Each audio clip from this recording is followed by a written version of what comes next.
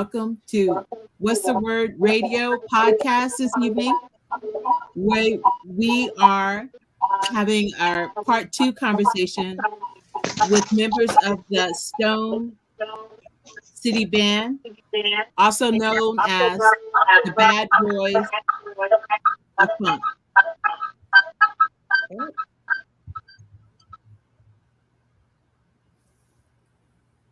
Let's see if that helps. Hello, Hello? it's Levi. What the? Grab my. Let me get this phone before I throw it to the wall. Por favor, silver play.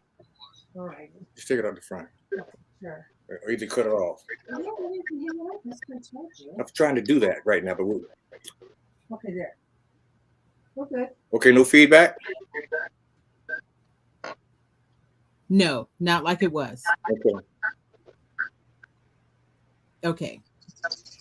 So, first of all, I would love for you guys to introduce yourself one at a time, and I will turn off the radio. I will turn off everyone else's mics while you introduce yourself.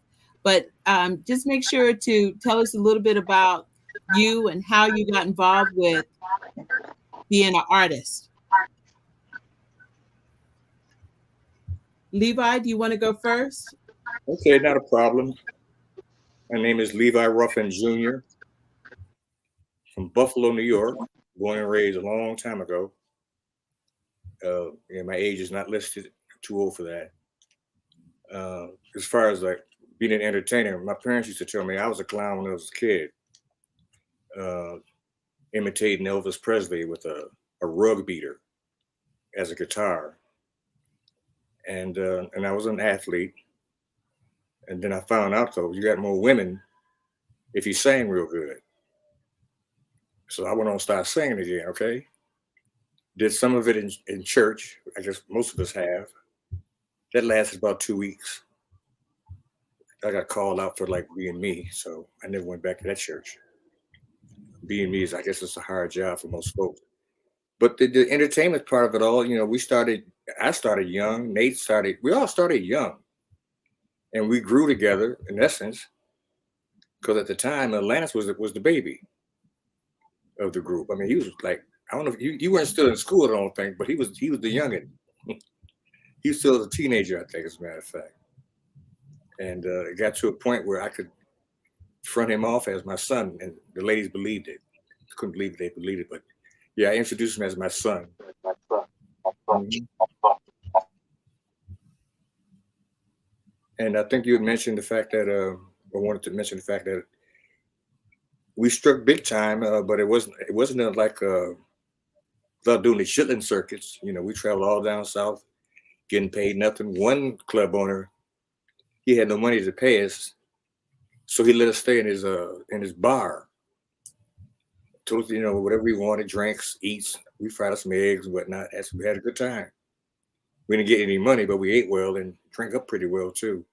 There's all kinds of little anecdotal circumstances that the band is going through because we were not what you call one-hit wonders, so the legacy is quite long, and there are tons of stories in each tour, each record. Being in the studio tracking. We can talk about just the tracks alone, all some of the fun we had. There's all kinds of stories with the band because we're still close. I've known these guys. Oh my God. When I got out of the service, that was 1971, 72. I've been knowing him ever since then. And Pops, he was just wonderful with us. I think I try to pay him for the electric bill because we burned out electricity down there in the basement. But his whole philosophy was, as long as you're downstairs playing good music, I know where you are. And I've always taken that to account with my kids too. As long as I know what you're doing, I'm happy. Or I'm safe. I feel safe if you're safe. And that's about it as far as the beginning. There's a lot more to talk about, but let the fellas step up in here and introduce thyselves. Okay? Okay. I'm getting ready to turn off your mic, Levi, and Okay. let's try Nate and Lanice. Lannis, sorry. So Kenny, you may have to turn down your phone while they are speaking.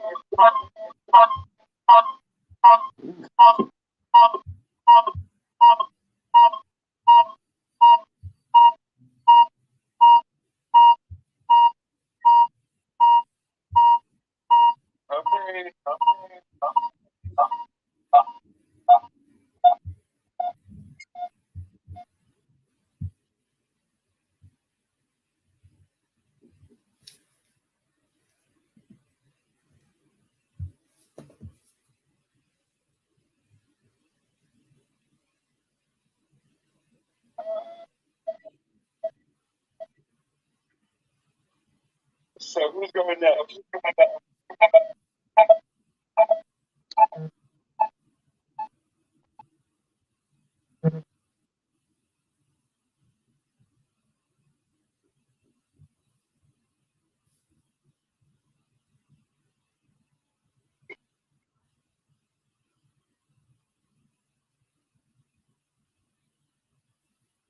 So I think Alanis should tell his story.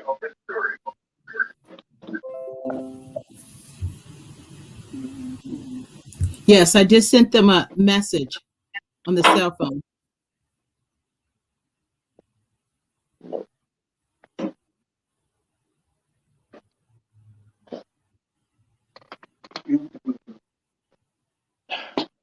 So Hello? yes. Hello? Hello? I'm not hearing anything.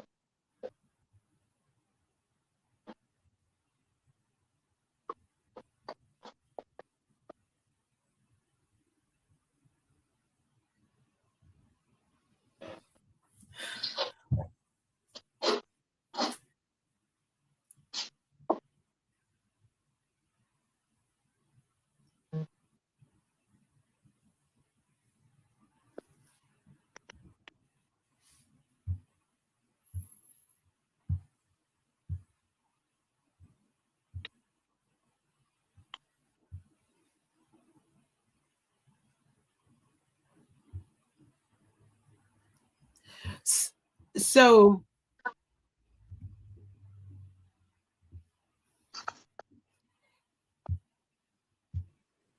Levi, Um, I'm as here. we work, I'm trying to get the telephone number for Lenny's. So yeah, I'm gonna get it from Kenny. But what you could do is just maybe, since you missed us on the first time, while I try to work with Nate and Lannis, Okay. then you can maybe give a little more history about, Rick James, the Stone City Band, and talk about your transition right now from Stone City Band to the Bad Boys of Funk. Okay. Tell me when you're ready. Go ahead. Oh, okay. Here we go with some more information. I had it stored somewhere around here, but I think I found it. As an entertainer, I know Nate is going through this through his athletics. Uh, it's a great learning experience playing with a team. I was lucky enough to sign two professional baseball contracts with the Detroit Tigers back in the day until I got drafted into the Army. And I remember one day one of the general managers, one of the clubs that Detroit had, suggested that I should. He heard that I had a record out and I was singing. He suggested to put baseball down and go ahead and start singing. And that broke my heart, but he was right. It's amazing that I was with the minor league teams with the Detroit Tigers, and then signing a contract with Rick with Motown. I mean, the dichotomy of that was incredible, ironic to me, but it all worked out. Yeah, I've been knowing Rick since, not really knowing him, but knew who he was since third grade at School 53. Back in Buffalo, they call it now 53 High. I wonder why. Mm. But the kids are having the ball there. No shooting, no gunning. A lot of pretty girls right there. Now, most of my kids went to that school because it's right down the street from my pops, and so, which was really, really good. But the music thing, I think that the reason why I got together with Rick was, you know, they didn't have a musical program like they have. Well, I heard they cutting those back too. Nate will probably tell you about that. And I wanted to be a musician, and I wanted to be able to blow saxophone. But the doctor said I couldn't do it because I didn't have enough lung capacity.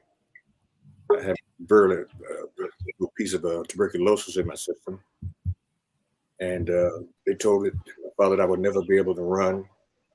That's the first time I saw my father cry.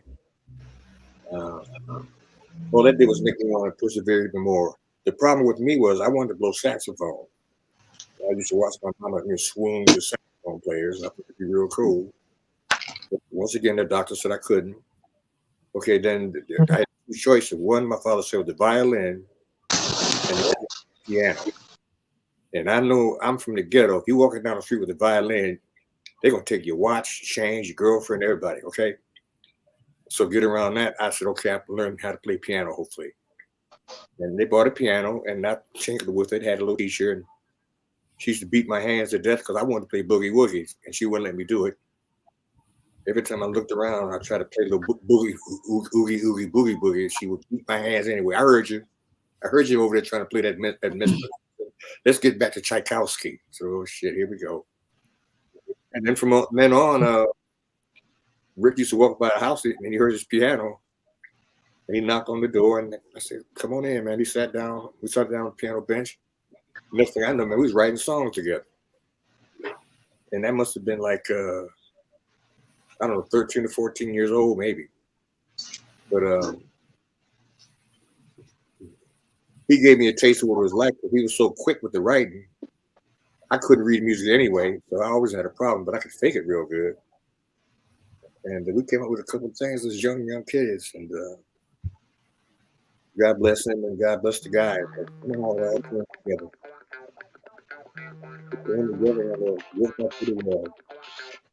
What used to really burn my hips was when every time we put out an album, everybody said we were lucky. We were lucky on the first album, they said, the second album, the third album, the fourth album. We some lucky son of a bitches, okay, if that's the case.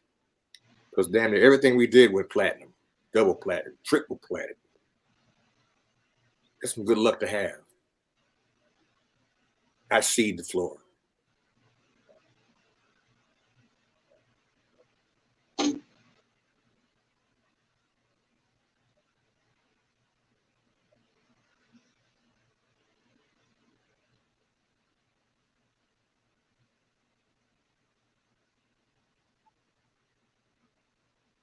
So I guess nobody can hear you, Levi. So what's the first song you wrote with Rick? Oh my God. Oh man.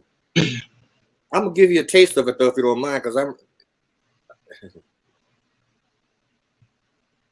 oh my Lord, it was so pretty too.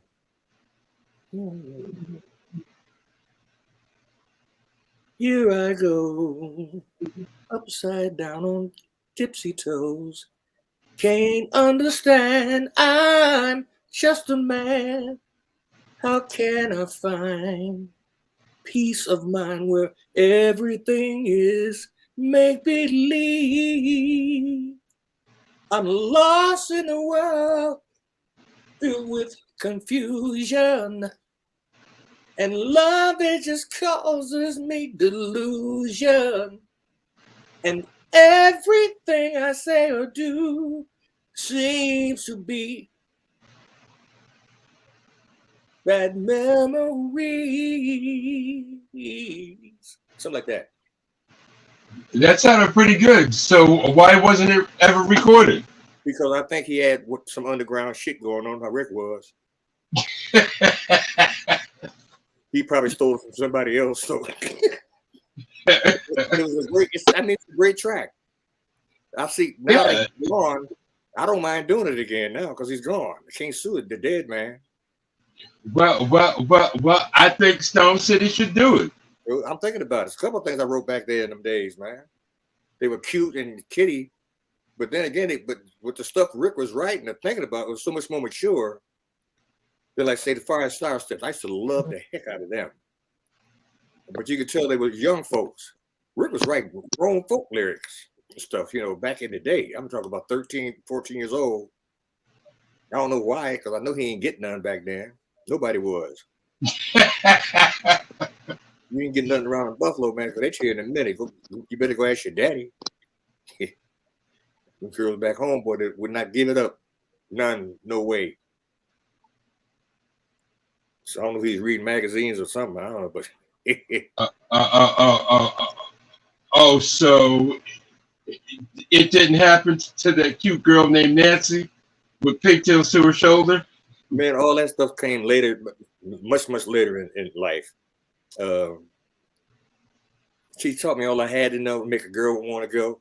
See, that's really about a woman. That's a grown woman met in Canada. Okay. He's talking about a little girl. I mean, he says it that way, but the song's about a grown woman. Taught me all I had to know to make a girl not want to go. She was and kinky in the ghetto. Okay.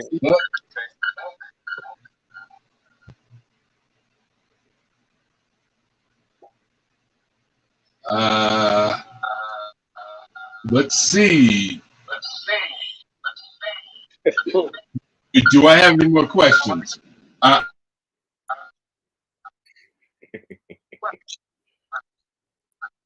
What we can try right now is to allow Nate and Lannis to speak. This is what I was doing. I was trying to set them up. Yeah.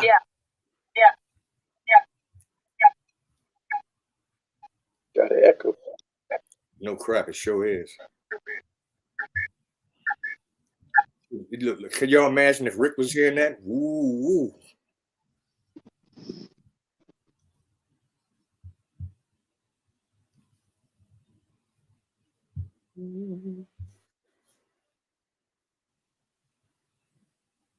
Go ahead, guys. Getting a real bad echo. You're not doing it though. Somebody else. Excuse me. Okay, this is Lannis Hughes. I guess. Michelle, what's I can't understand anything. This echo is real bad.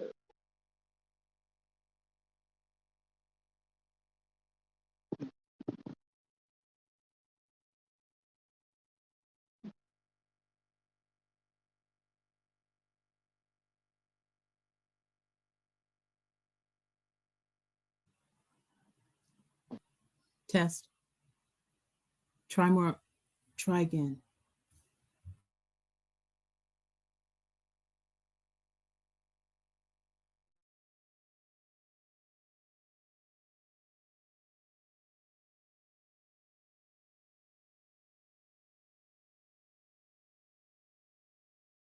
So let's try it one more time. Okay, what that echo? What are we on? What are we speaking?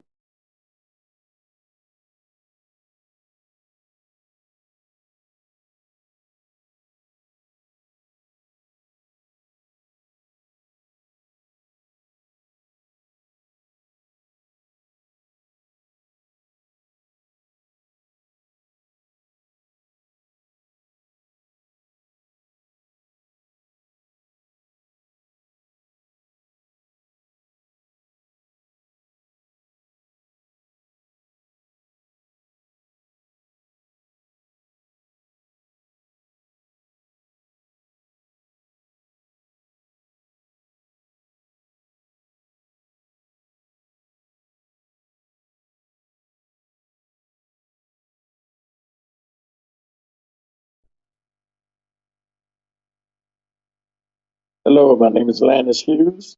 I'm the drummer for the Strong City Band. I first got hooked up with Stone City Band before it became Stone City Band. We were really a band named The Cause.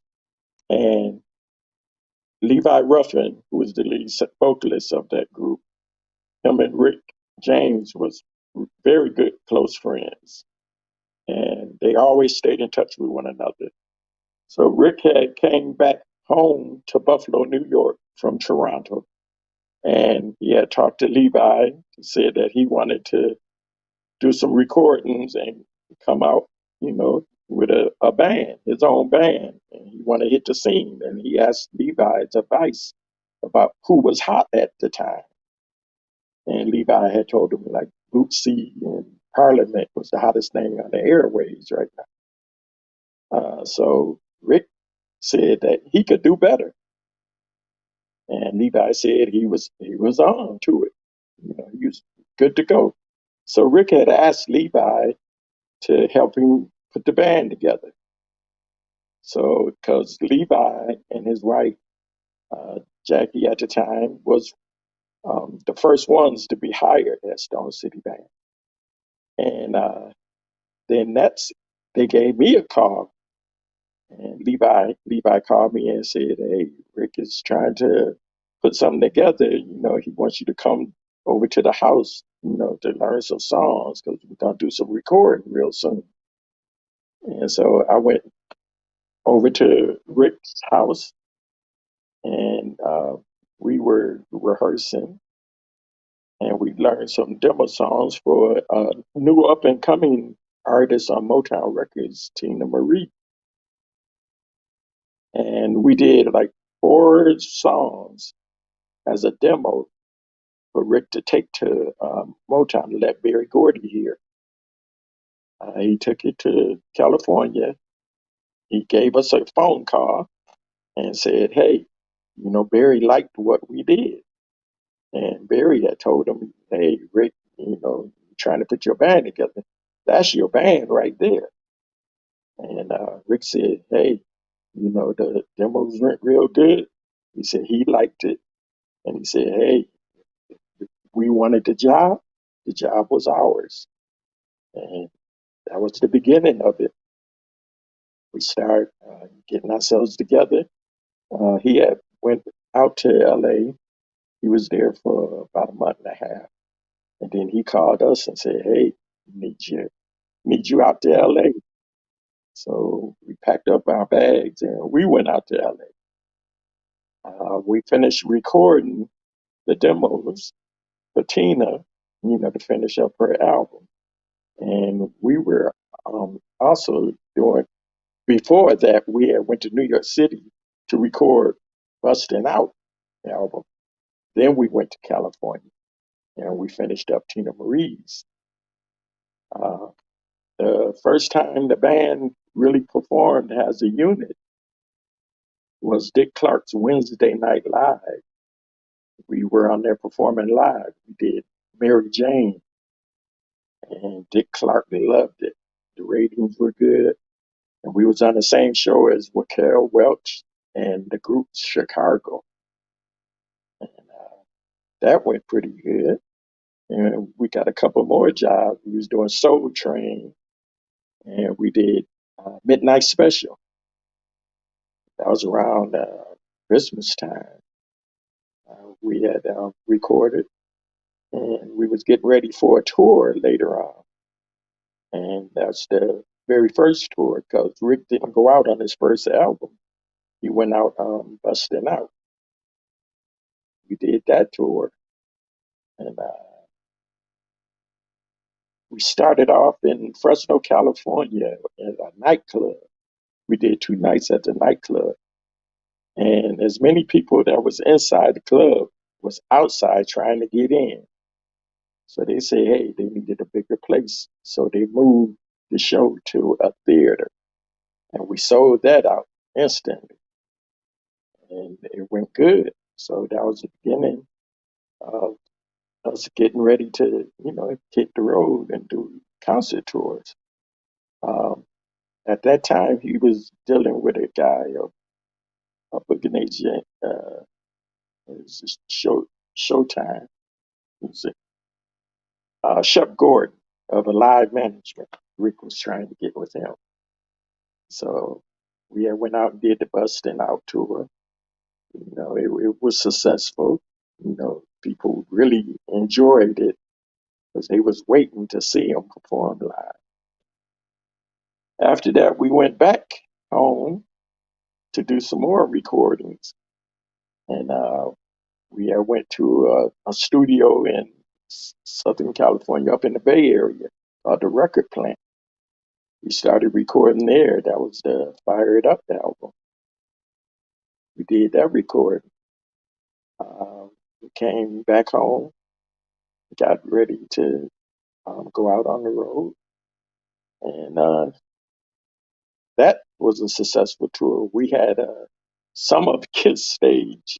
I had Kiss's drummer platform. It rose up in the air and had fireworks, explosions, and everything underneath. We had a great big elaborate set. So we had a nice show going on, and we had lights and bombs and everything. We was blowing the audience mind. It was really good. And after that, after that tour, we went to Barbara Streisand's house down in Florida. We had started working on the Rick's other album called Garden of Love. He was recording down there, and we had a nice time recording, and we was hanging out for a while. That was a pretty good house. It had a nice little lake out in the back. Some of the guys was fishing out there. And one guy that we had working security, he went and spent a lot of money getting a fishing rod and everything. Went fishing, and he couldn't catch not one fish. Our valet, he was out there. He had a string and had some peanut butter on the other end, and he caught about 7 fish. And everybody was cracking up about that. Um, After that, we went back into the studio again, back to the record plant. We started working on Fire Street Songs. We was working on that album. That took a while because we have been on the road for a long time together. So I was really, to me personally, I was saying that was the hate album because we were tired. We was working all the time, and we was in the studio long hours, and it was just the mental and physical attitude that went into making that album, and all of that came out in the record. I think that's what made it such an explosive opening. When we came out on the airwaves, it was huge, and that was at that time. I was saying, I knew we had made it big because we had moved the Isley Brothers out of their spot because they always had every summer tied up. That was one year we had the summer tied up. Us and Tina Marie with her Magic. This Must Be Magic album. That was a great tour there. It was a record breaking tour, breaking records everywhere. They was doing festivals and theaters and auditoriums, the Superdome and everything. Uh, One thing about the Superdome, when we did that, it was around Mardi Gras time. And we was at the hotel, and the limo driver couldn't get to us to bring us to the Superdome. So somebody had mentioned it, say, why don't y'all just walk there because you close by, just mingle into the parade that's going on down the street. So that's what we did. We was all dressed up in our stage gear, and we blended in with the audience. And they couldn't even tell the difference. We just blended in. We went right on in to the back of the Superdome, got ready, and went on stage and did our thing. They didn't know the difference. They didn't know where we came from. So after that tour, we had went back into the studio to do Throwing Down. At that time, Rick James was looking ahead, he was seeing that Conan the Barbarian was the next biggest thing at the movie theater. So he was taking a piece of that image, for throwing down. He's in his Conan Barbarian outfit, and the axe, the bass guitar on the steps and everything. So he did that album. I didn't get to do that tour. I had left the group at that time. Fellas went out. They had a great time. I'll let them explain from there. Hi, I'm Nate Hughes, Stone City Band. On the subject of busting out, when the fellas were in Buffalo rehearsing the Busting Out album, I was just there hanging out, and Rick just happened to ask one of the guys would they drive some of the equipment to New York. He couldn't do it, so I volunteered. I drove the equipment to New York in a rental car, and we recorded Busting Out. That was my first recording session. I wasn't even in the band yet, but it was my first recording session, and it was very exciting. Um, I was really impressed on how Rick handled himself in the studio. Um, but after that, I mean, came back to Buffalo, and he made arrangements to take the band out to L.A. And hey, we went out to LA, stayed in a 21-room mansion. And, that was blowing my mind. I was trying to get used to that. But at that time, me not being in the band yet, I was like a liaison, roadie, drove everybody around, took people everywhere. And, on that first tour, I was my brother's drum roadie and assistant sound man. And, I just went from one album to the next.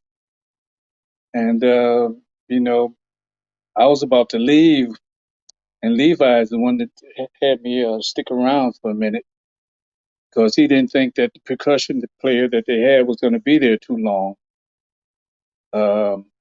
So I stuck around, and, eventually they did get rid of the percussion player.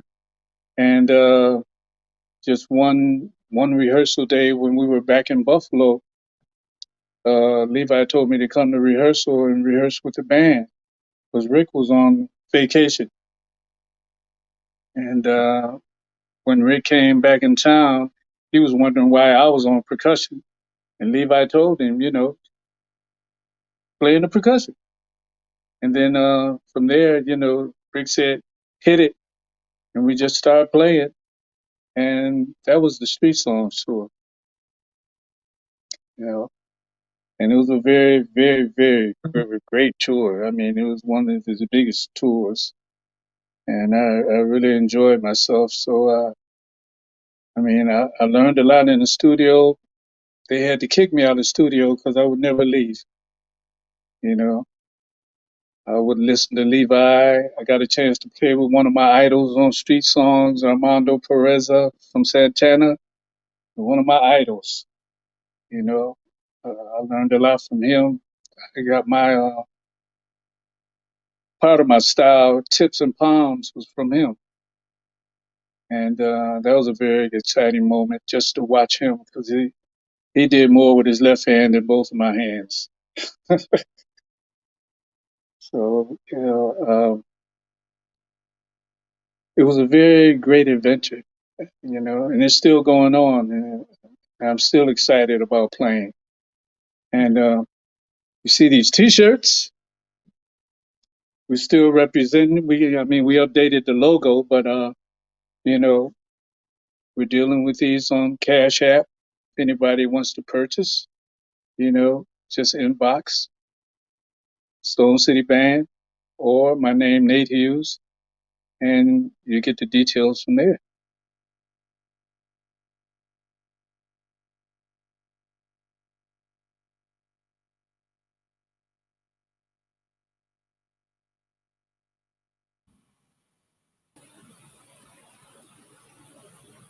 So, can you hear me? Now we can. Okay. So,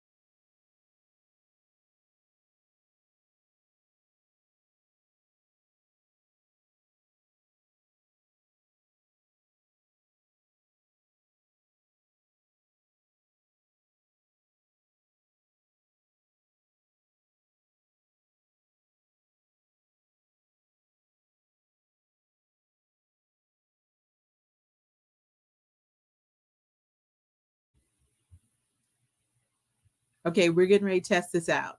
So, the question that I propose to be the next round of questions is just to talk about the Bad Boys of Funk right now, what they're doing, and talk a little bit about what you guys saw at the Super Bowl halftime show the other night. And this is going to be a little bit from all of you guys, but we're going to start with Nate right now, and then we'll work back through. Okay. Okay. Hold on.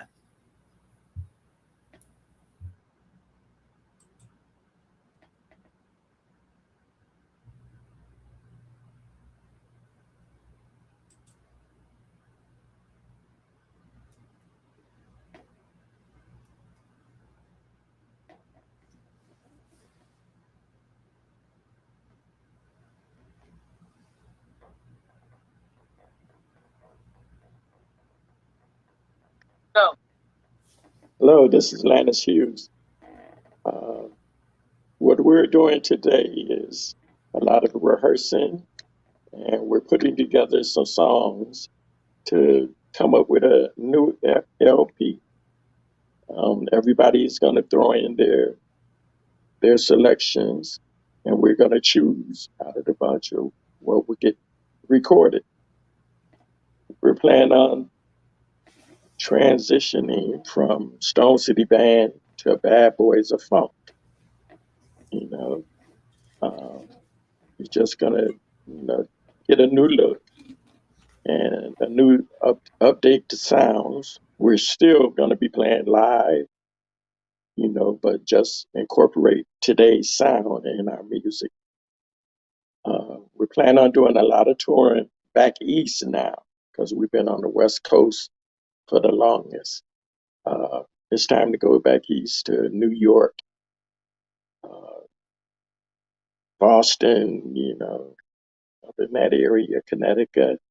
We plan on going down south, Memphis, Nashville, Atlanta, New Orleans, Mobile, Alabama, and then work our way back to the West Coast.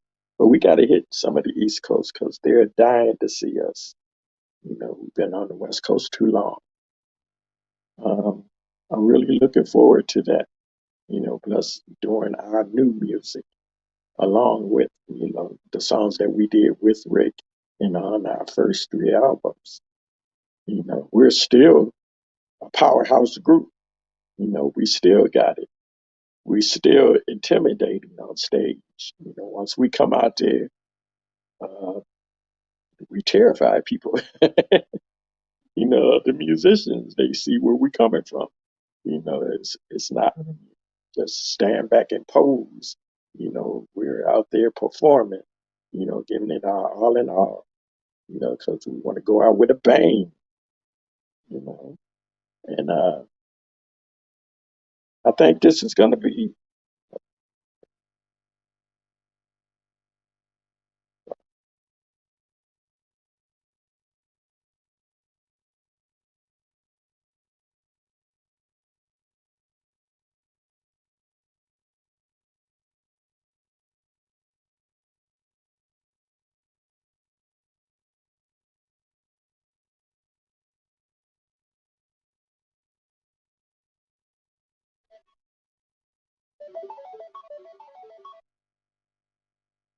Hello.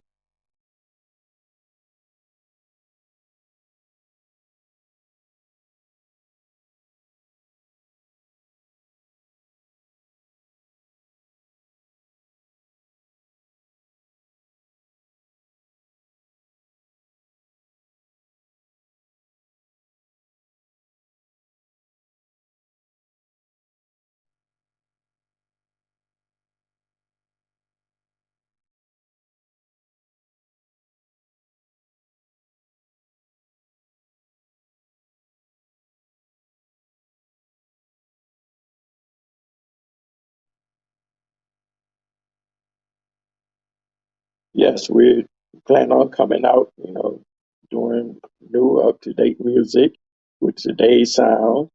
We plan on capturing the younger audience, because they're connecting with us off of YouTube, and and once they seen the tales from the tour of us on Cinemax, they really get intrigued about seeing us. They want to see us in person and see what the hoopla was about.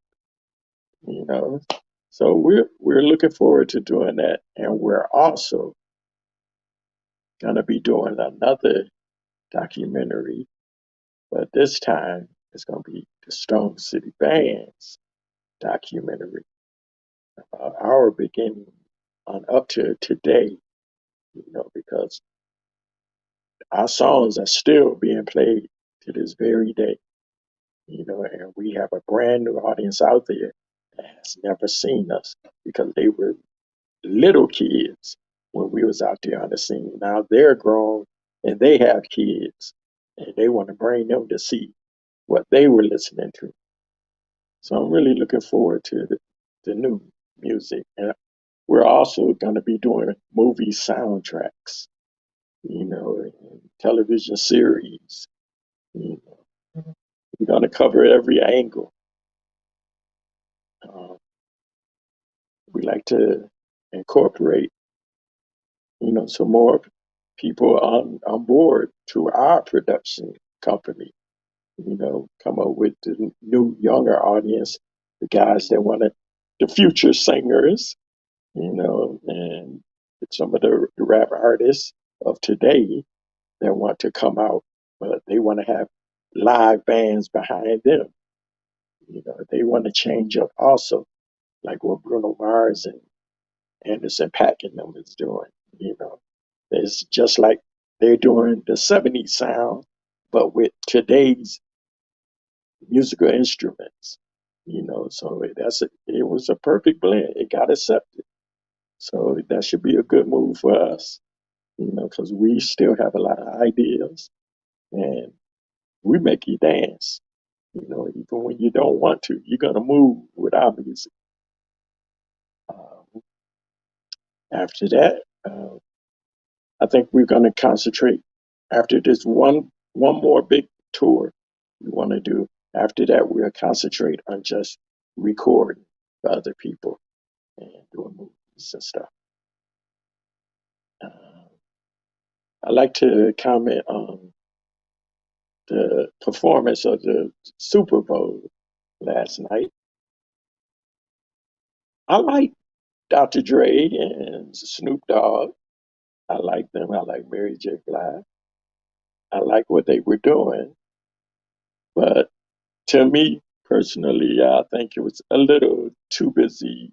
It could have been just two full songs that I think would have made a better impression, because they had a lot of people out there in that audience that didn't have a clue to who they were, really.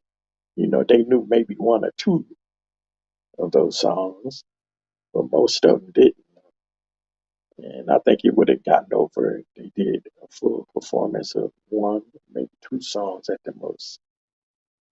Um, I think it could have been done live, instead of in sections like it was. That's just my opinion. Other people can say something else, but I'm going to turn it over to my brother. Uh, well, I mean, as far as Super Bowl, I mean, the guys that perform, their production is awesome. I learned a lot by listening to their production. Um, and I was also excited to see that Dr. Dre played piano. I didn't know he played piano. At least somebody played something, because I'm all about live performance anyway. Um, I I still just try to incorporate electronics in my setup because we've always been into electronics from the very beginning. People thought we were playing tracks. We were actually playing live, but we had electronic instruments way back then and still do. So, I mean, we've always been on top of the game as far as electronics. So, that's why people can't believe that's us playing on stage. They think, I mean, when we were playing, part of us did the Heartbreak tour with New Edition, and we played the songs just like the record. They thought we had tracks playing. We were playing live, you know. And then after that, Bobby Brown, we were with Bobby Brown for years, and we played live. But it was with electronic sounds actually playing live, you know, and they still didn't believe that was us playing live. Jimmy Jam and Terry Lewis came to the gig and thought it was tracks. We were playing their stuff. But you know, I'm just glad that we're still together and we're working on some new material. Um, we just invested in some updated equipment. That PC-1 is a monster, and I'm wrecking my brain trying to learn that bad boy too. It's a lot to learn on there, but once I get it, it's going to be dangerous. It'll be really dangerous. It's a very nice piece of equipment. I can do everything in there. I can record bass guitar, vocals, keyboards, everything, you know, and I love it, and I can't get away from it. My day is gone while I'm on that machine. It just passes by. I can't wait to get back into it. But that's my say so on the Super Bowl performance. I mean, I, every one of those artists were great to me. You know,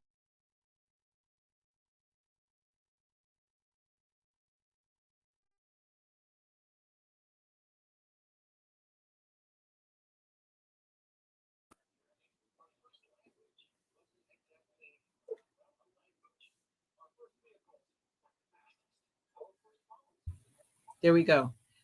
Do you want to give us your thoughts on, what did you watch the Super Bowl performance, the halftime performance? That's the first time I've ever watched one. Okay. And so you heard what your band members had to say. Mhm. I've heard a lot of mixed reviews about it today, about the performance. Mhm. But for me, I just thought it was a big stance for just hip hop in a sense, just being accepted at a place where it was on the NFL halftime. So tell us your thoughts about it and the incorporation of the intergenerational community. That was one of the things, some of the young people were saying, hey, where were we in this whole halftime performance? Well, see, like I used to tell the guys in the band, and I tell my kids the same thing. Sometimes you got to take your time. I mean, you just don't rush and jump into something unless you have not complete control, but enough control to keep you happy and the crowd happy. People want everything to be like, wow, you heard a track, you expect to be on the radio, man, what, 2 weeks from now? It don't work like that. Young folks got to understand that. Now, most of them do, but I know a lot of young guys right now, they go out there to make all this big money and they broke in 5 years. because they're having too much fun for one, which is cool with me. I remember doing some real stupid shit back there too. Okay, pardon my language. But as far as the performance was concerned, I was impressed. I like the setup. I like the way they had it set up. You see, it reminded me of it. Like I don't know if you guys got the same thought I did. It reminded me somewhat of the with the trailers. I mean, with the what's called boxcars, wherever they were. They remind me of the Underground Railroad in white. I think that was the thought they were throwing at the white folks. We're on top of the bus now. We're on top of this and that. We are doing what we want to do, and you're gonna like it, white people. You're gonna like it because if you don't, your daughter will, your wife will. They'll love to dance to stuff like them cats is doing it. They've changed their stroke up to be a little bit more political, which I don't mind at all. Because like Rick was very political, James Brown was political as hell. I mean, he just let them know, let them have it. I want you to give me nothing, open the door, I'll get it myself. I always love when he's saying that. Do you hear me, peoples? But then again, like the guys were saying, I want to make a couple of corrections. I think I might be wrong, but I think Landon said we have Bette Midler's house in Miami. Was it Barbara Streisand's house? Yeah, Bette Midler. Yes. One of them said he did. I thought it was the house. I think it was Barbara Streisand. I'm afraid to turn it on, otherwise we may get that echo. Oh, okay. So I'm correct. It was. It was what? Barbara Streisand. Okay, I didn't know that. I swear to God it was Bee Gees. I knew they had the studio there. Okay, what was I lying about that? Let me think. No, but all kidding aside though. We've been doing this a long time. Recording? Hold on. Nate said, didn't you all borrow Chris's recording? Prince's recording. Yeah, honestly, let me clarification on that. He's getting ready to clarify it. Yeah, it wasn't like we stole their stuff. The stuff was loaded on the wrong truck. We get all the way down to Florida, and where's our shit at? And we are now right now we under not the companies getting our business, but the fact we had to go back on the road. So we went in there. We took our time, but we knew as soon as we got finished, we'd be back on the road again and then back in the studio. I think they mentioned some of that. We lived in the studio. I mean, even on the road, we lived in the studio. But we did use some of their stuff until our stuff came. Because we wasn't just going to sit around doing nothing. There's a whole, it was no big, what a U-Haul truck, if I recall correctly. It wasn't like yes, semis. And we used some of their stuff, and then our stuff came, we played our stuff. That's all I remember it. Because like everybody was playing the same thing, same instruments basically anyway. I mean, everybody had the Oberheims and the Mini Moog and all that kind of stuff. And we had all that stuff too. So that's why it basically sounded the same way, because we playing the same type of instrumentation, that we did in our grooves. Next question. So we are at we're about 54 minutes into the taping, and I can leave this up to you guys to provide a closing remark, or we could also say something about V-Day and maybe share a message to the next generation about what your interpretation of, is of that day. Because, a lot of people get caught up in that whole message, and we want to be able to provide them with some guidance on this and how to, like, in a sense, just be within this whole bit of Valentine's Day. Well, that's easy or for you me. can close it up in your own way.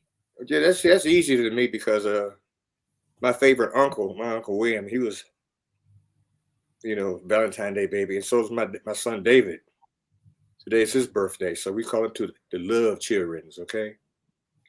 But as far as like teaching your kids, which the straight norm, Yeah, we could do it on the outside. You know, just little peripheral circumstances that we could put ourselves in to help these kids out. But it's up to mom and dad, or in most cases in the hood, grandma. There's got to be that figure. I mean, our grandmamas, they're probably some of the most beautiful people in the world, unless you did something real wrong, and it would make you go out there and get that half a tree and beat your own ass with it.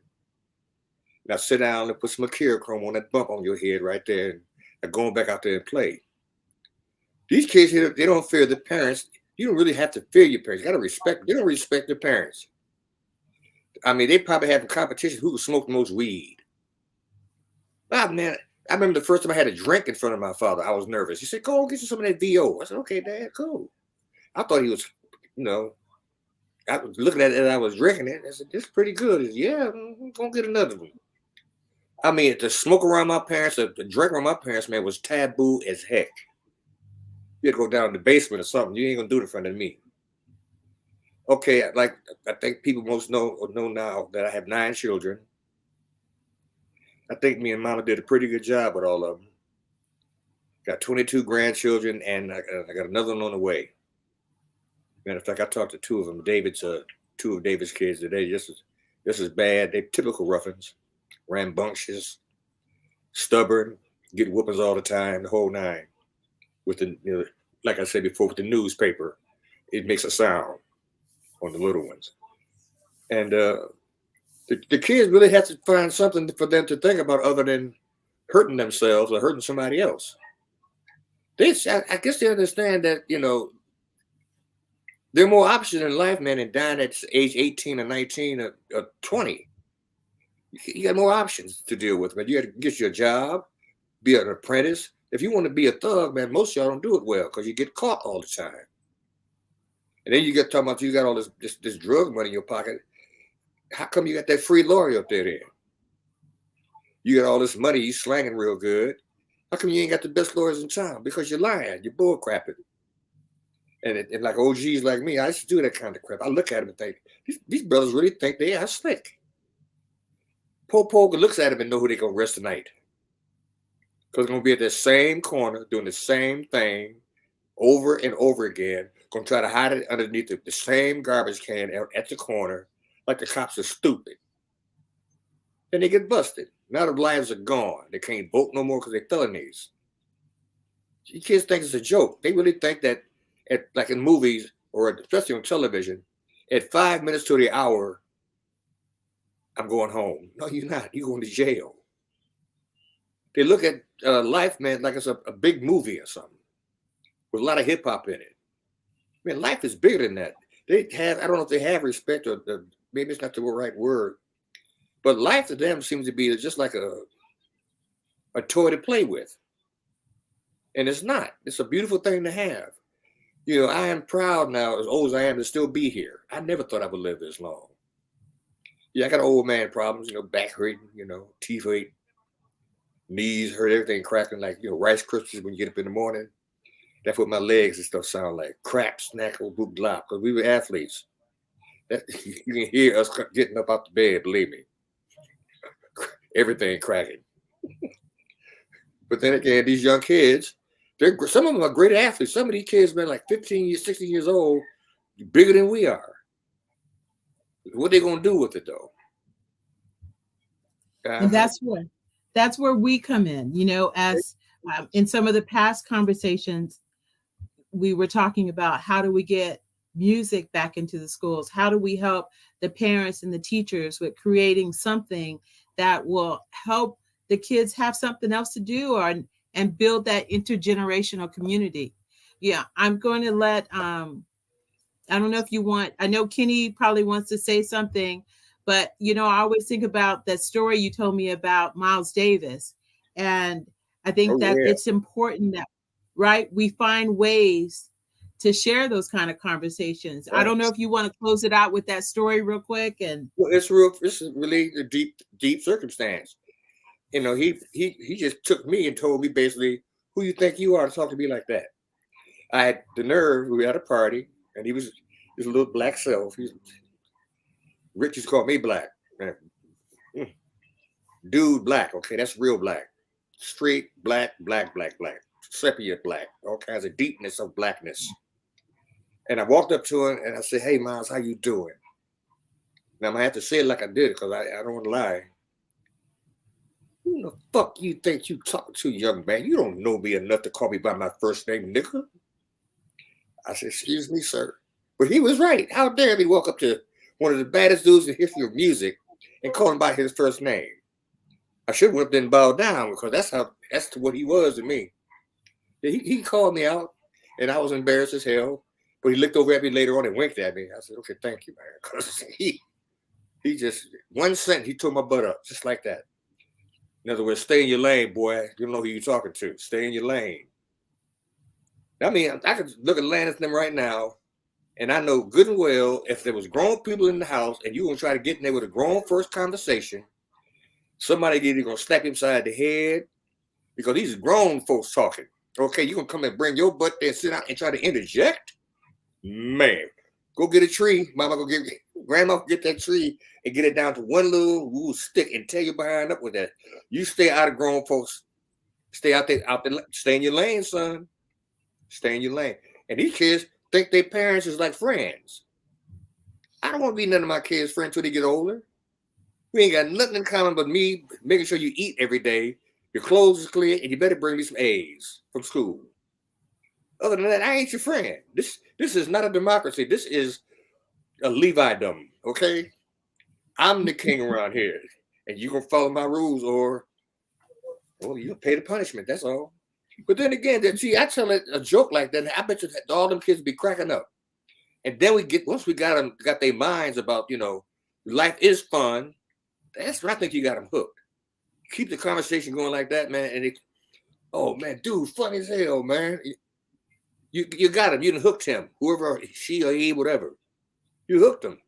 Now you can sit down. They used to love me over at County in Buffalo, the Juvie Hall. I had them kids dying laughing, but they knew when they did something wrong, I fold them like a $1 bill. I didn't want to do it. Never put hands on them, but this is a way to hook them up and take them down.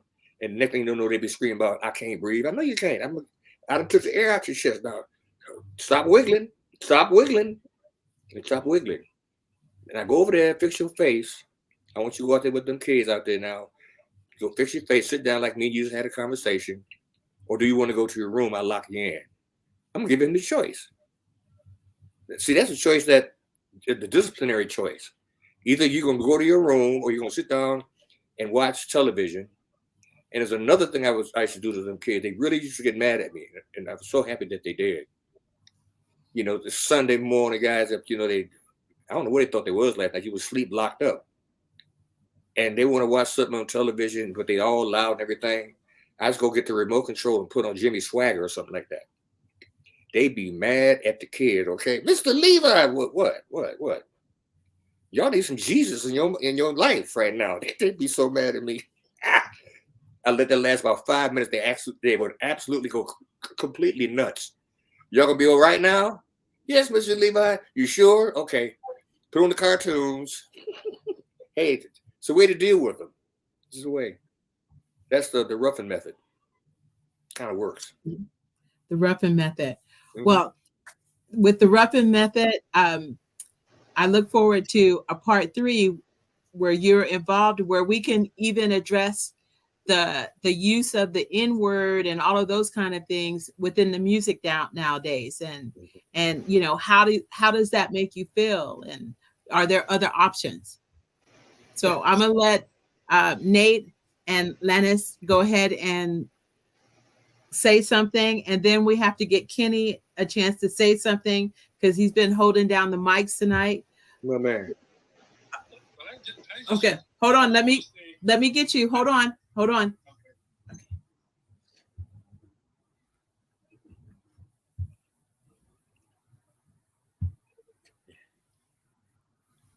I just want to say that, for the kids to listen to their parents or grown-ups that are raising them,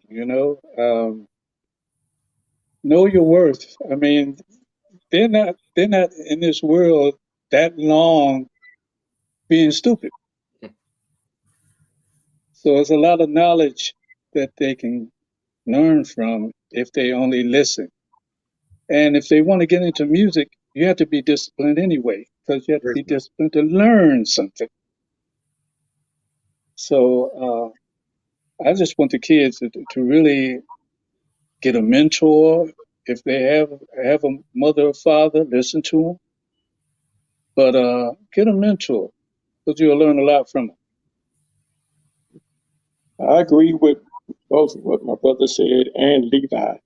You know, discipline is the major thing that's going wrong with these kids today. You know, everybody wants to be their own boss. They want to tell you what they want to do. You know, it's not like that. Life is not like that. You don't have that choice. Uh, you got to be disciplined. Stick under a uncle, a aunt, you know, even some older uncles, you know, brothers. You got to have somebody to lead you in the right direction. You know, you can't go out there on your own. It doesn't work that way, not at all. You know, you want to grow up. You know, the kids right now, the average age on the street is between 18 and 25 years old, if they make it that far. You know, and that's because they're latchkey kids. You know, no one at home, just them. You know, they do what they want to do. You know, we wouldn't have made it this far if it, you know, we had nobody discipline us. Right. You know, so I agree with my brother and Levi. You know, that's where I stand. Kenny, if you want to unmute. Well, I just want to agree with all three of them, and I also want to say that that oh man, this echo's killing me. That punk funk will live forever, and we're not going to forget that, and we're going to carry it throughout the world as Bad Boys of Funk and Stone City Band. And and I like that. I got you. What? And I got you all. Y'all gonna do the East Coast? Love to. And y'all gonna tear it up. Definitely. And what else can I say?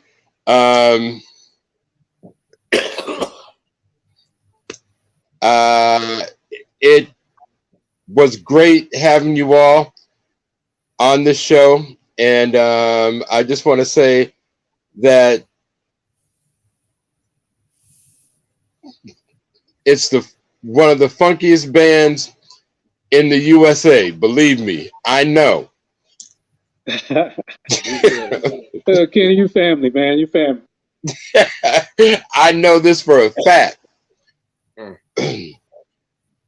And I can't wait to get back to Buffalo because there's a lot of things I miss up there. Yeah, the cold, the wind, the snow. Oh, don't start that. The spring is nice there. The summer is really nice there. And they have really nice concerts during the summer. That's true. Okay, so I made my point. No.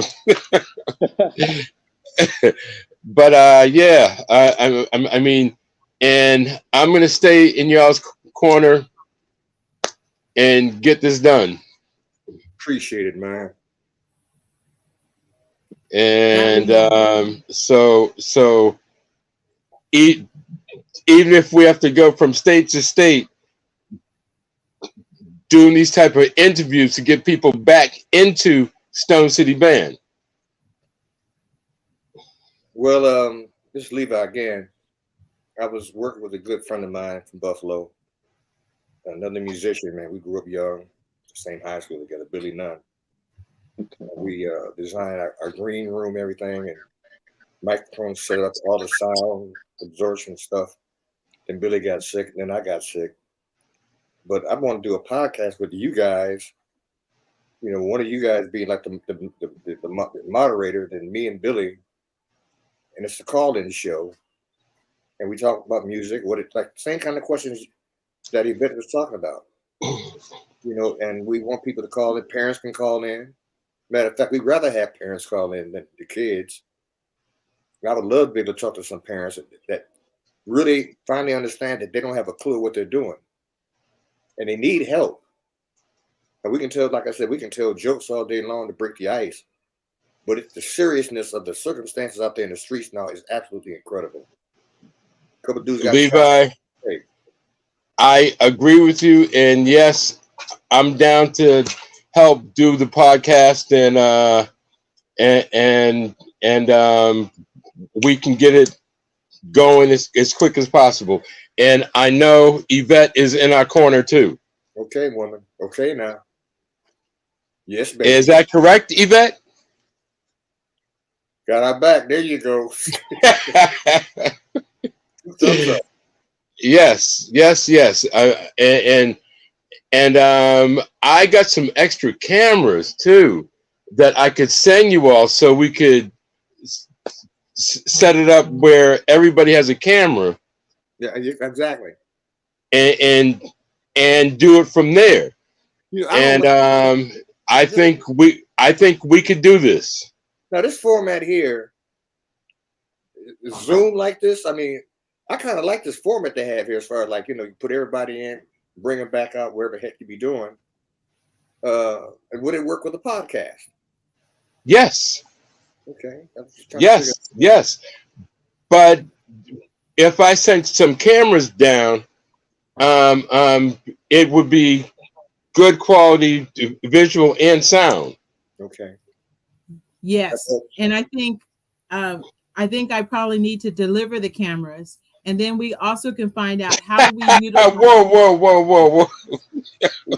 And then we also figure out how to utilize Melanie. So Melanie's in Vegas. This is the kind of stuff she does, right? Yeah. So to make sure that everything is set up on that side, so that way when we do this live stream, then you do have these clear pictures. Okay, now wait. So after the show, y'all get back from the Soul Train thing. Maybe I'll take another road trip and bring the cameras and show you how to work them, and bring Yvette with me. Okay. Okay. Yes. Because believe it or not, Levi, I was in Vegas for 40 nights. What? Yes, I did 40 nights. With me, man. Yeah, I did 40 nights at the baseball field with Enchant Christmas, and I was singing Christmas carols and playing Christmas music for 40 nights. Damn. Oh Lord. You call that stamina, man, okay? For real. So let's do this. When we gonna do this again, though? Soon. In fact, maybe the 25th. Yeah, man, we gonna come back half dead, man, because we got 2 shows and Half dead? No. There is no half dead. Y'all gonna come back.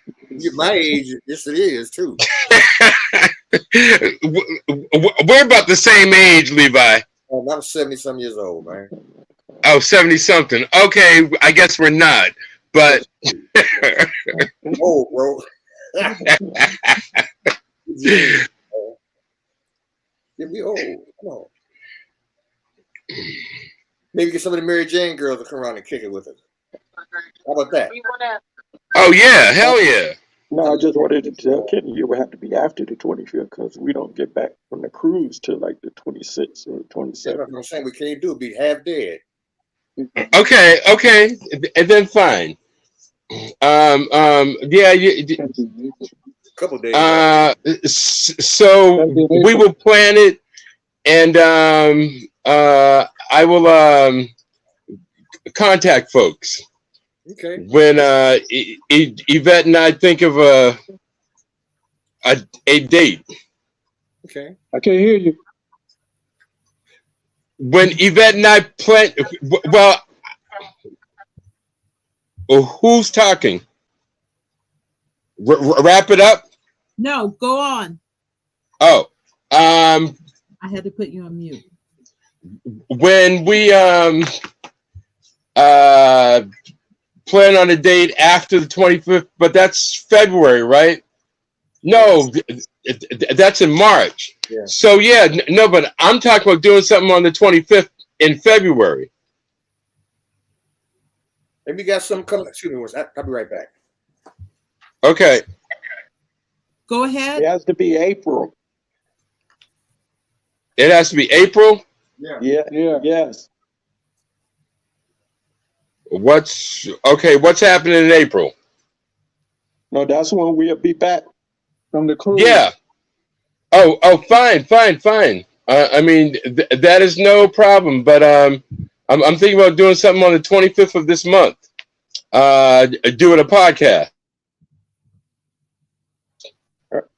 Can't hear. I can't hear you. 25th of this month doing a podcast. We won't be able to do it on the 25th. We'll be gone. Oh, okay, cool. And then we'll have to wait till April then. But then again, if Nate's going to Buffalo, we could do it from Buffalo. Well, I mean, Because we can do that, I guess. Lanny might be we'll in be Buffalo there too. together.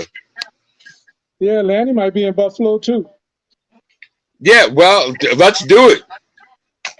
Yeah, we'll let you know when we get to Buffalo. Okay. All right. Okay.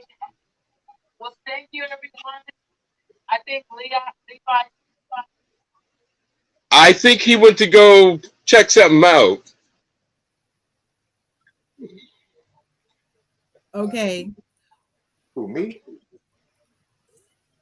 No, yeah, you, Levi.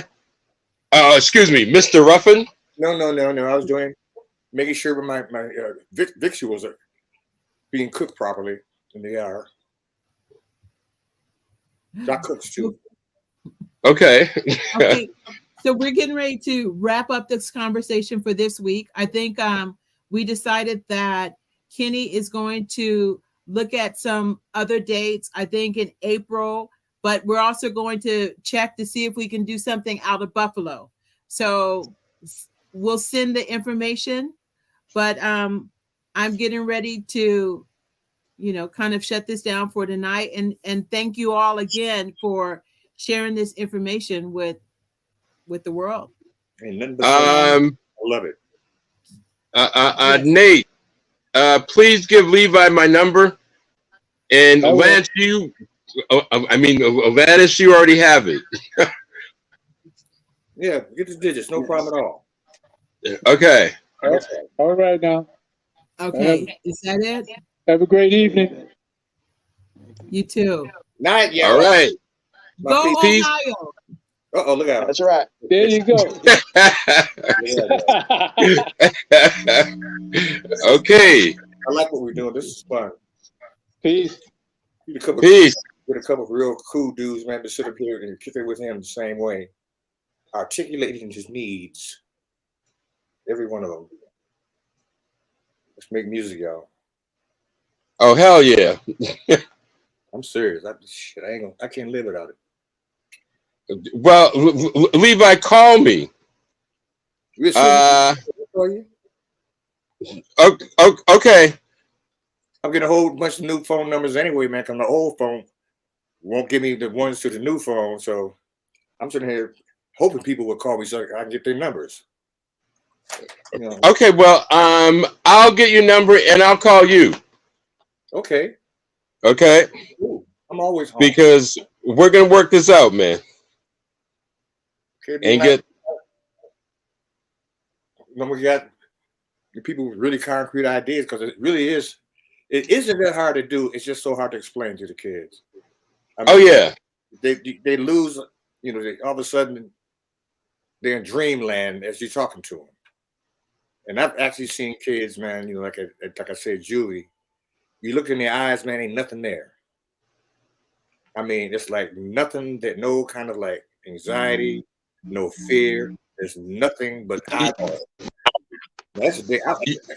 I don't fear a lot of things because I can die, all that kind of stuff. The one thing that I fear more than anything else is a 15-year-old black child who's hungry with a gun. okay, yeah, yep. See. That's what we should set this tour up so that y'all could visit the schools and stuff and speak with these young people. Well, see, that Nate worked at the school. Nate he had to work with them knuckleheads in school. Yep. Yeah, Nate knows them well. But he knows what I'm talking about. Is ways to handle a child who think he's the man or the girl, whatever it is. There are ways to do that, not by hurting them, but by embarrassing them in front of their quote peers. Absolutely. I take him down. I'm gonna make him cry. Now he's you all that. What you crying for? You look like you little punk. You think you got hands, huh? And I was telling kids, you don't have no guns in juvie, okay? If you want to fight, I'm gonna let y'all fight just to see what y'all got. Them Negroes be dancing for 15 minutes, just dancing. Don't know no counters, no nothing, man. Okay, teach these kids. Smoke me a cigar. I hope y'all don't mind. No, I don't mind because I was gonna do the same thing. Okay, we good. Yep. Yeah. Levi and I were just shooting the breeze. There you go. No, that's good. It's And in so context, though. Yeah, exactly.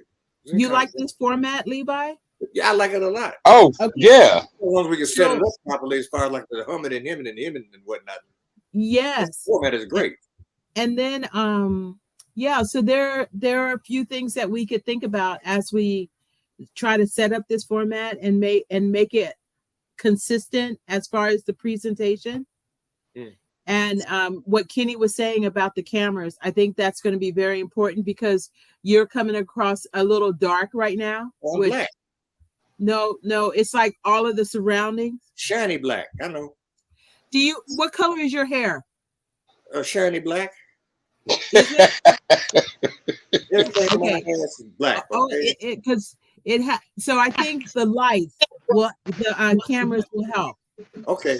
Especially because when people look at us, you want them to be able to see us because they want to engage in the conversation. And with this format, This is cool. Y'all got some Mad Nola so I can lighten it up or something? Yeah, that's the goal. You haven't met Melanie, but that is the goal for us to make sure that you're lit up. Now, who's going to be in? Who's going to be in Buffalo?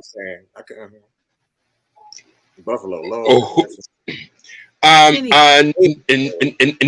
and Alanis are going after the Soul Train cruise. Y'all go back home? Yep. And I'm gonna meet him there, and we're gonna have a meeting at the 12 to put y'all back there. Yeah, work things out. I heard they move a little bit down the way. Yeah, they expanded it. That's what they did. Okay, cool. Yeah, so we could fit more people. Right. And man. And then get the television stations involved in this stuff, the radio stations, man. Hell yeah. I'm gonna be on that like white on rice. Okay, cool. And look, I'm trying to get you all in Providence because y'all haven't played Providence in a long time. Years. You're exactly right. And I know Mark want to go back home and play. It'd be great for him. Oh, that's gonna be Mark's homecoming. Exactly. Yeah. So I'm looking at a couple spots there, and I definitely want to get you all back to Boston because of the crap that happened. I think it was 79, 77. Man, look, this crap happened to one of our roadies, man. They chased his brother, man, till he ran to a firehouse. They chased him in the wrong neighborhood. Yep. We ain't got Boston, man. Back in the day, everybody boycotted. Just like in South Africa, we boycotted that, and we boycotted that damn Boston. That's why we played Providence all the time. I know, man. I know. Man, off the chain, bro. That's what to do with the flag, trying to stab the brother with his man. Come on, man. Oh yes. Wait. In fact, I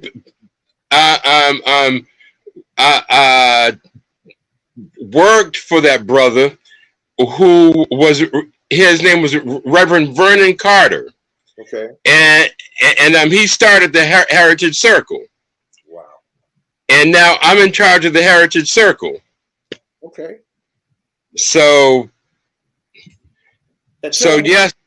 But one more thing before we go, when you're talking to these folks, man, said, yes, we were Rick James, Stone City Band. We was Rick James, but there ain't but one Rick James, and I'm too old to be doing that stuff we was doing back there as kids. Okay, we've been grown men, raising families, doing all the right thing. Nobody in the band has been locked up or no crap like that. So when they got an impression of us, they need to take that impression they might have thinking about Rick and shove it someplace, because we ain't them dudes. Yeah, but believe me, I know this for a fact, Levi, because I don't know if you remember, but I met Jackie. I met most of your kids because you took them on the road with you. Yeah. What I did that for? Because all Daddy did was have fun. They couldn't wait to get back home. Please, can we go home, please? They thought that it was just a nice ride. We having all this fun and everything. Now they saw how hard we work, man. They said, man, Daddy, please, can we go home? Flew him back home. Teach him a lesson. Yeah. Forget. Okay. I remember those days like it was yesterday. Okay, so great, man. And wait, and you need to write a book. People keep saying that to me. Seriously. Well, a lot of people have asked me to do it. I'm from professional folks, man, white and black. Shit. Well, guess what?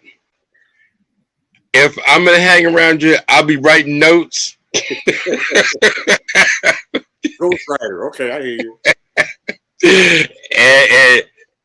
and I have to tell some stories. Yeah, they're gonna be for sure. I'm add some humor to them. That's all. Because everything to me was a joke. I mean, life's a joke. So laugh with it, man. Enjoy it. My old saying is, man, life's a bitch and then you die. But while you're here, you better enjoy it. You only get one shot. Yeah. Yeah. And in fact, I can remember when Sister Sledge was supposed to open for you guys at the Orpheum. Mm-hmm. And they didn't show up because of how racist Boston was. That's why I don't want to play it no more. But we gotta make the change. Well, yeah, we man. Them crackers is crazy, man. Guess what? We're gonna make the change. We're gonna make the change. We're gonna change Boston because they got a new mayor now, female, Chinese. That's true. That's true. And she takes no shit. Yeah, I heard she's really good at what she does.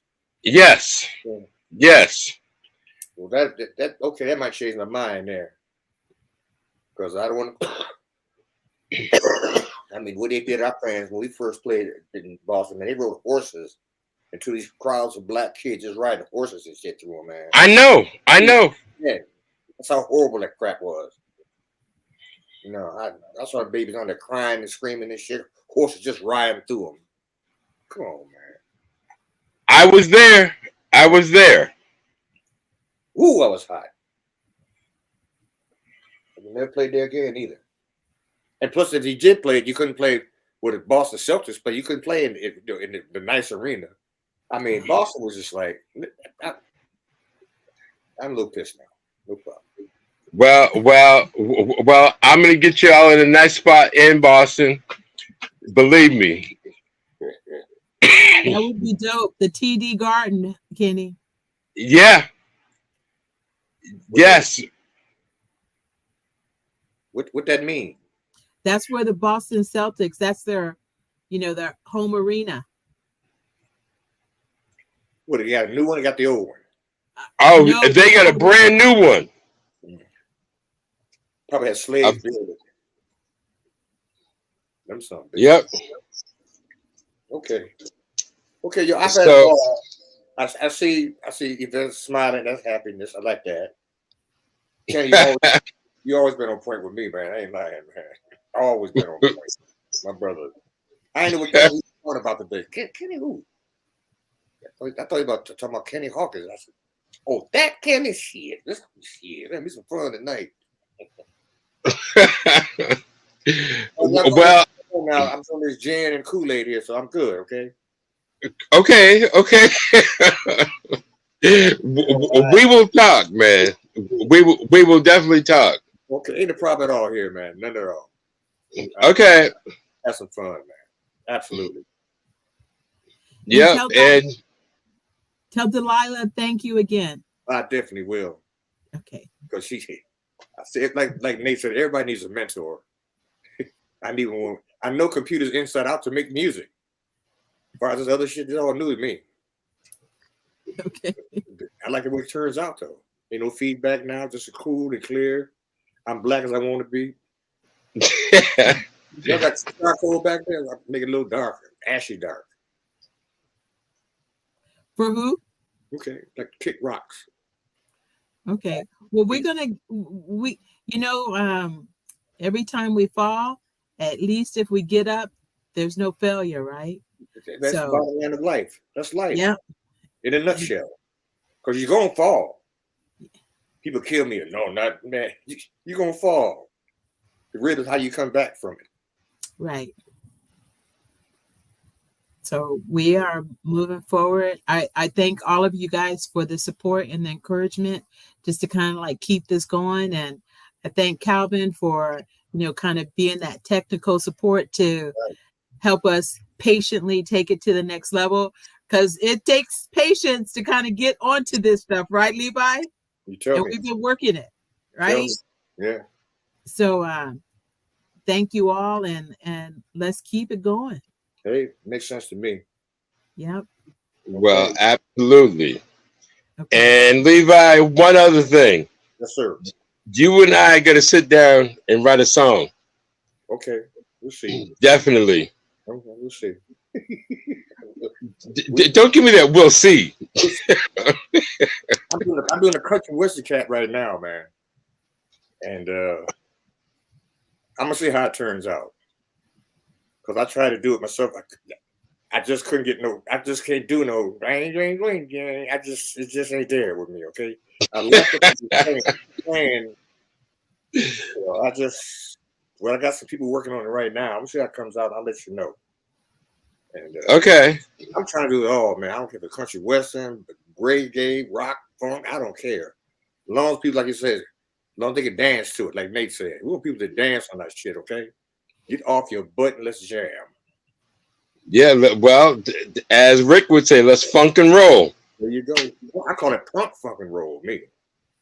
Okay. Roll. Okay, they put it all up in there. Okay, y'all. Good night. All right. Good night. Good night. Thanks a lot, Yvette. You're welcome. Thank you. So much, y'all. I'm out. Okay. Come on, mouse. Yeah. Okay, I'm out now for sure. Okay, then. Stay safe out there, okay? Okay, you too. Okay, bye-bye. Bye-bye.